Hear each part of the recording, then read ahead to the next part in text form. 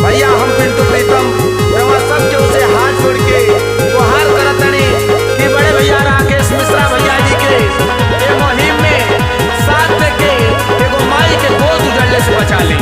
माई के लाल बचाव हो, माई के लाल बचाव हो, राकेश भैया के हाथ बटाव, आयांश के जान बचाव हो। राकेश भैया के हाथ बटाव, आयांश के जान बचाव हो, बाबू के जान बचाव हो।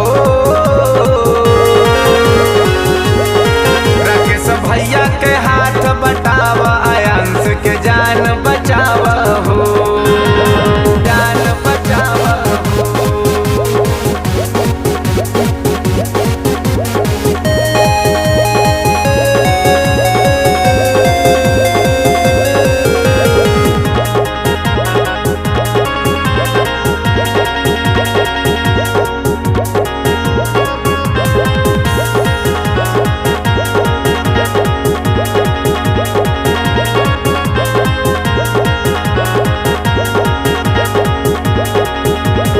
अचर पसार के मांगे माई, सुन न होके गोदिया, मदद करे वालन के लोगवा कहेला चोर लोभिया, कहेला चोर लोभिया।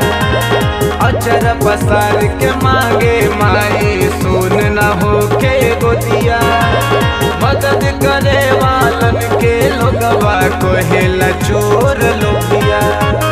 माई के प्यार पे ऐसे ना बोलू बाबू, तू अंगुरी उठाव, राकेश भैया के हाथ बटाव, आयांश के जान बचाव हो। राकेश भैया के हाथ बटाव, आयांश के जान बचाव हो, जान बचाव हो।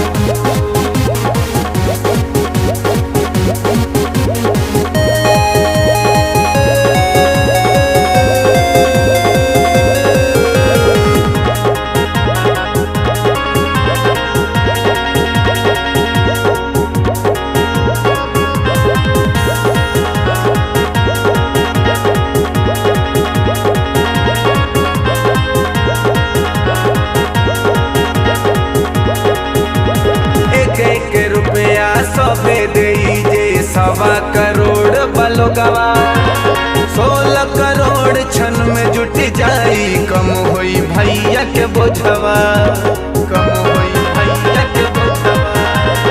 एक रुपया सबे दे 1.25 करोड़ बलोगवा, 16 करोड़ क्षण में जुट जाई, कम होई भैया के बोझवा। हाथ जोड़ के कहेले प्रीतम बढ़ के आगे आओ, राकेश भैया के हाथ बटाव, आयांश के जान बचाव हो। राकेश भैया के हाथ बटाव, आयांश के जान बचाव हो।